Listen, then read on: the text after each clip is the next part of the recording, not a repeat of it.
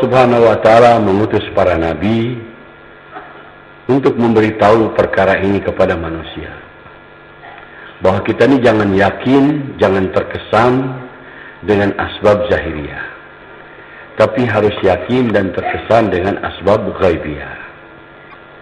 Asbab zahiriyah misalnya yang berlaku secara umum di dunia ini, kalau kita sakit, kita pergi ke dokter, minum obat, tujuan untuk sembuh. Maka dalam perkara ini, kadang-kadang Allah sembuhkan, kadang-kadang tidak. Walaupun datang kesembuhan kepada kita dengan minum obat, dengan pergi ke dokter, ke rumah sakit, secara iman, secara agama, kita tidak boleh yakin bahwa sembuh datang kepada kita dari asbab obat, dari asbab dokter, dari asbab rumah sakit. Ini ujian saja. Tapi kita harus tetap yakin bahwa yang menyembuhkan penyakit kita ini adalah Allah Subhanahu wa Ta'ala. Berdasarkan wahyu daripada Allah, bahwa yang kuasa menyembuhkan penyakit ini bukan obat, bukan dokter, bukan rumah sakit, tapi adalah Allah Subhanahu wa Ta'ala. Allah berfirman dalam Al-Quran, "Fa idza maridtu fahuwa yashfi." Kalau kamu sakit, maka dialah Allah yang menyembuhkan. Dan Allah Subhanahu wa Ta'ala berkuasa menyembuhkan penyakit kita ini dengan obat atau tanpa obat, dengan melalui dokter atau tanpa dokter, dengan melalui rumah sakit atau tanpa rumah sakit. Kita harus yakin. Dalam segala perkara ini kita lihat ada asbab zahiriyah, ada asbab ghaibiyah. Misalnya persoalan manusia di dunia sekarang perkara rizki. Untuk mendapatkan rizki, asbab zahiriyah yang diketahui oleh manusia ini, dia bekerja, berdagang, atau bertani, atau membuat usaha-usaha zahiriyah. Para nabi memberitahu bahwa rizki itu bukan dari toko tempat kita berdagang, bukan dari sawah ladang tempat kita bertani, bukan dari kantor atau pabrik tempat kita bekerja, tapi rizki adalah daripada Allah Subhanahu wa Ta'ala. Inilah dakwah daripada para nabi. Berdasarkan wahyu daripada Allah. Mereka mendapatkan wahyu daripada Allah, pemberitahuan daripada Allah, bahwa yang hak, yang hakiki itu adalah asbab ghaibiyah yang tidak nampak di mata. Hadirin yang mulia, para nabi mempunyai keyakinan yang kuat terhadap asbab ghaibiyah ini. Sehingga banyak nabi dikatakan oleh kaumnya, oleh masyarakatnya, orang gila. Karena bertentangan dengan keyakinan kaumnya, masyarakatnya ketika itu. Pada umumnya mereka hanya terkesan, terpengaruh dan yakin dengan asbab zahiriyah.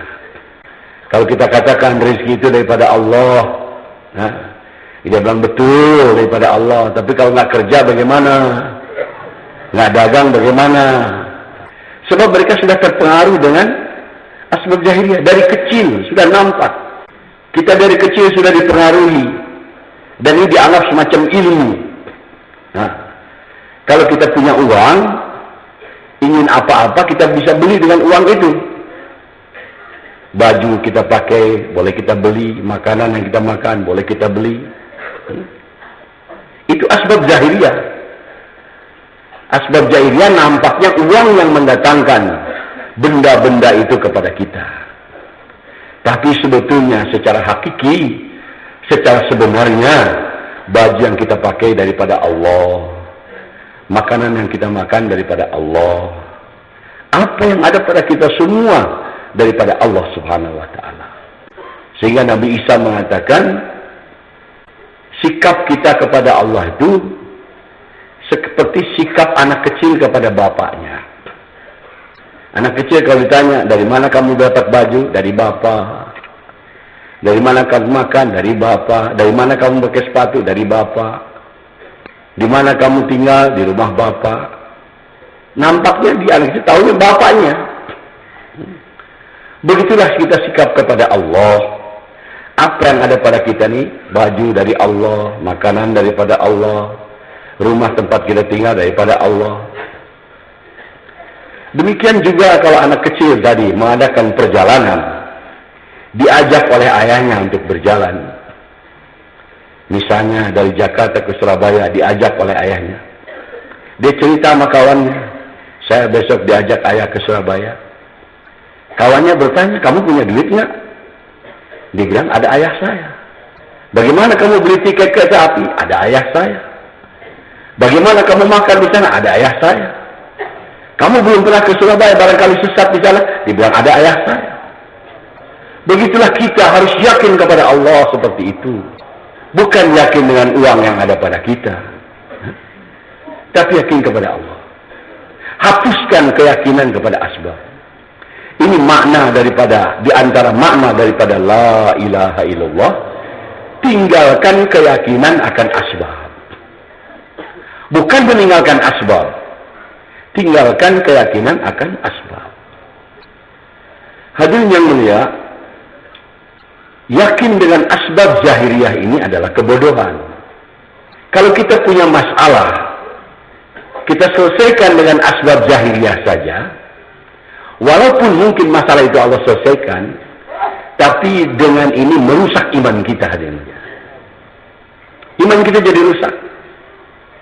Kalau kita misalnya sakit, langsung saja kita pergi ke dokter, beli obat, atau tinggal di rumah sakit, tanpa melakukan asbab ghaibiyah, maka iman kita menjadi rusak, hadirin.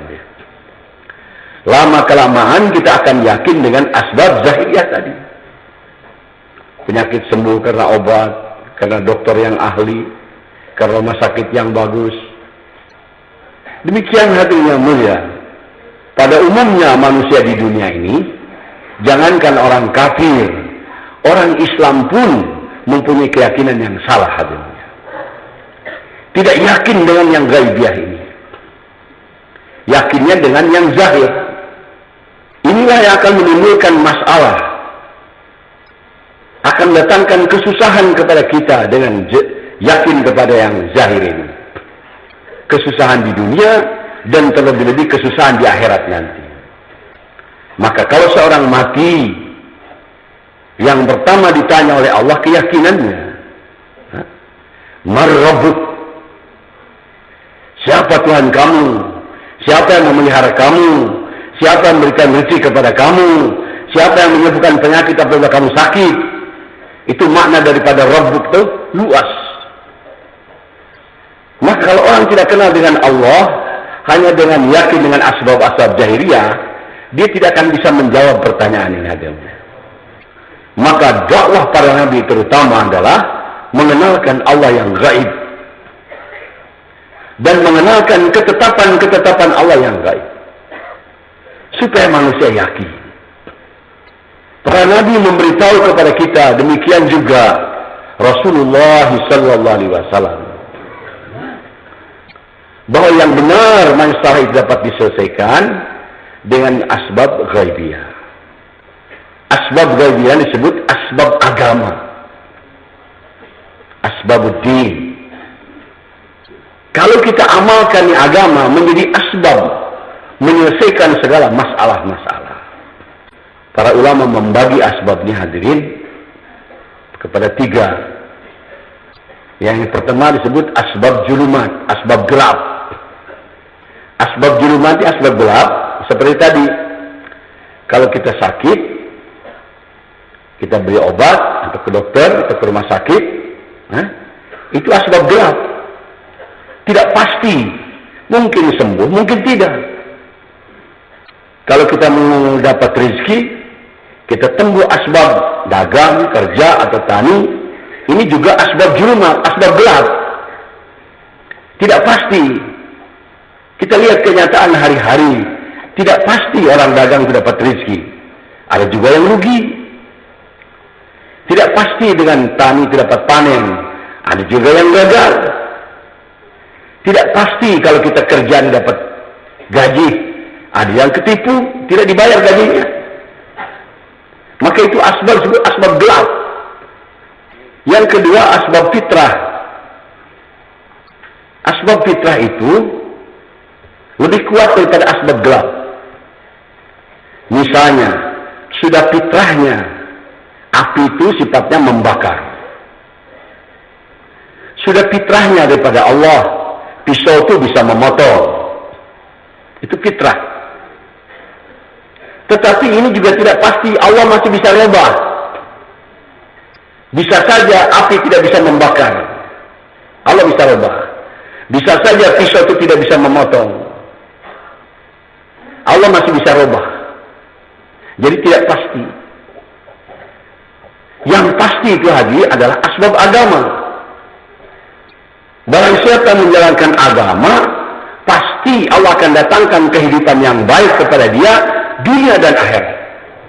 Walaupun Allah berkuasa, tidak ada yang bisa melarang.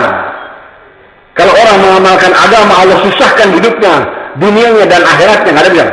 Berkuasa. Tapi Allah berjanji tidak akan merubah ini, hadirin yang mulia. Pasti janji Allah. Orang yang mengamalkan agama, Allah akan datangkan kehidupan yang baik, dunianya dan akhiratnya. Kenapa kita jadi bodoh menempuh asbab-asbab yang gelap, yang tidak pasti? Kenapa tidak menempuh asbab yang pasti ini? Inilah kejahilan kita manusia sekarang, hadirin. Tidak mau menempuh asbab yang pasti. Tidak yakin bahwa dengan agama hidup kita akan bahagia dunia dan akhiratnya. Bahkan hadirin, begitu jahil umat di hari ini, mereka berpikir kalau mengamalkan agama itu akan sengsara. Ini kejahilan hadirin. Sekolah tinggi-tinggi, dapat gelar banyak, tapi jahil. Tidak yakin dengan agama. Tidak yakin dengan Allah. Kalau diceritakan kepada kita bagaimana Allah menolong Nabi Musa alaihissalam dengan asbab tongkat saja. Tongkat itu mungkin dari bambu, mungkin dari kayu, artinya benda mati. Tapi dengan asbab tongkat itu, Nabi Musa bisa hancurkan Fir'aun dengan tentaranya. Di sebelah saya ada orang nyeletuk. Dia bilang kepada saya, itu tidak akan terjadi zaman sekarang. Nggak bisa, dia bilang. Saya bilang, kenapa nggak bisa? Ada bukti nyata kok, kelihatan begitu. Dia bilang, bagaimana buktinya? Saya bilang, waktu 11 November dulu di Surabaya. Arek-arek Surabaya. Kita memproklamirkan kemerdekaan waktu itu. Datang tentara sekutu, yaitu Inggris. Nah, mau merebut kembali Indonesia supaya di bawah jajahan dia. Nah, padahal kita sudah proklamir kemerdekaan. Maka area-area Surabaya yang dipimpin oleh Bung Tomo melawan itu tentara sekutu yang dengan pesawat, dengan senjata mesin. Melawannya itu hanya dengan bambu runcing saja.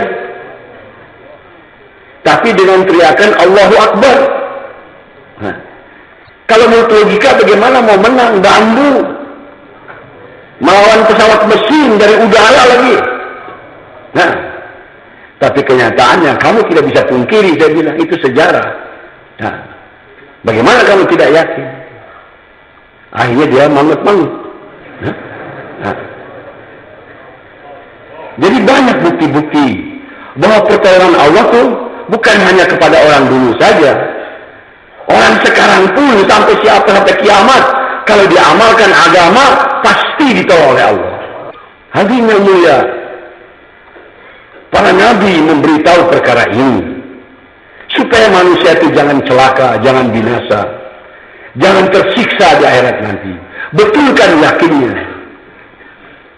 Jangan yakin dengan asbab-asbab zahir ini. Itu ujian daripada Allah. Orang sekarang pada umumnya kalau pikir kalau banyak uang, jadi orang kaya, hidup akan senang. Itu pendapat keliru hadirin. Di Quran saja Allah ceritakan bagaimana kayanya Qarun, Fir'aun, Namrud. Tapi nyatanya hidupnya susah dan gagal. Sekarang pun banyak orang kaya, berkuasa, hartanya banyak, tapi hidupnya penuh masalah hadirin. Lebih susah daripada orang miskin. Jadi ini keyakinan yang salah. Buang keyakinan ini. Bahwa yang benar, asbab yang benar adalah agama. Kalau kita amalkan agama, taati Allah Subhanahu wa taala, Allah akan datangkan keadaan hidup yang baik kepada kita. Dunia kita dan akhirat kita.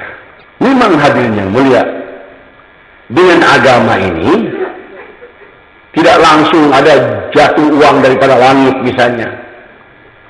Tidak. Tapi secara ghaibiyah Allah selesaikan masalah-masalah kita. Allah berkuasa menyelesaikan masalah. Kadang-kadang melalui uang, melalui duit. Kadang-kadang tanpa uang, tanpa duit Allah selesai. Sering kita dengar kisah bagaimana istri Sayyidina Ali Fatimah radhiyallahu anha sakit. Orang-orang mengatakan penyakit ini bisa disembuhkan dengan memakan buah delima. Maka Siti Fatimah meminta kepada suaminya Sayyidina Ali untuk carikan delima. Sayyidina Ali mencari, tapi karena bukan musim, susah dapat. Cari ke sana kemari. Tapi akhir-akhirnya dapat juga satu. Karena bukan musim ini. Sudah dapat satu, dapat nyari susah-susah. Mau pulang ke rumah, di tengah jalan ketemu nenek-nenek, mempunyai penyakit yang sama dengan Siti Fatimah. Nenek itu minta itu bunga delima.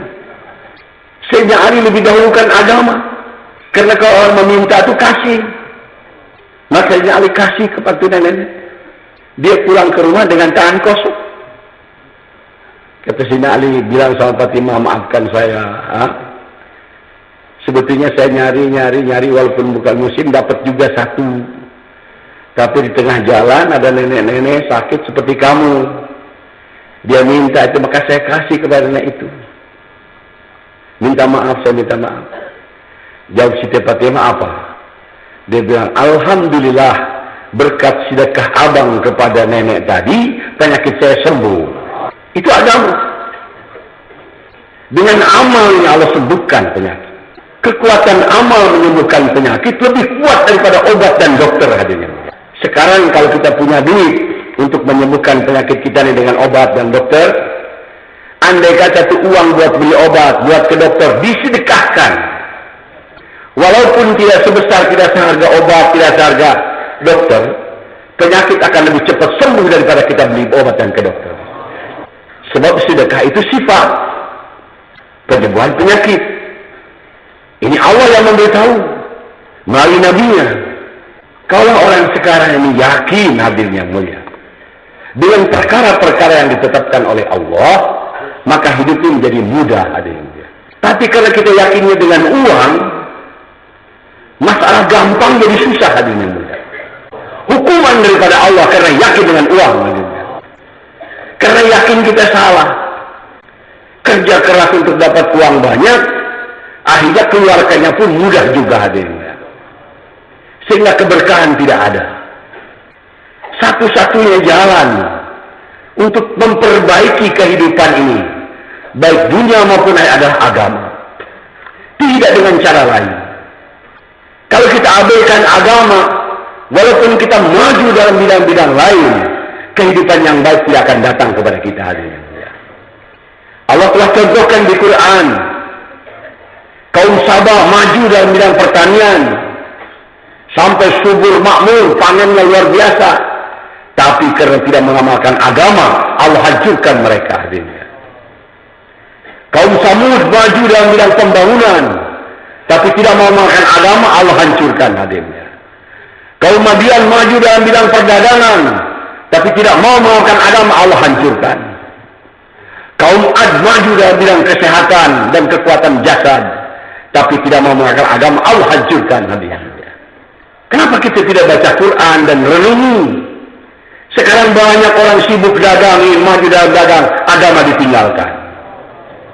Sibuk bertani, ingin maju dalam bidang pertanian, agama ditinggalkan. Sibuk membangun, agama ditinggalkan. Ini orang-orang rugi semua hadirnya.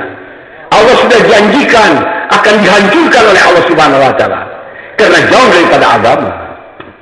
Ketetapan daripada Allah.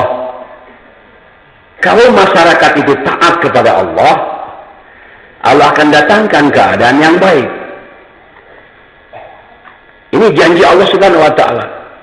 Kalau masyarakat itu iman dan taat kepada Allah, mengamalkan amal soleh, Allah akan datangkan keadaan baik. Man amila sholihan min dzakarin aw unsa wa huwa mu'min fala nuhyiyannahu hayatan thayyibah. Barang siapa yang beramal soleh, yaitu menjalankan perintah-perintah Allah, baik laki-laki maupun perempuan, dan dia orang beriman, pasti Allah akan datangkan kehidupan yang baik. Itu janji Allah SWT. Walau anna ahlal qura amanu wa taqaw la fatahna 'alaihim barakatin minas sama'i wal ardh. Andai kata penduduk satu kampung, satu negeri ini iman dan takwa kepada Allah, Allah akan bukakan pintu keberkahan di atas langit dan bumi.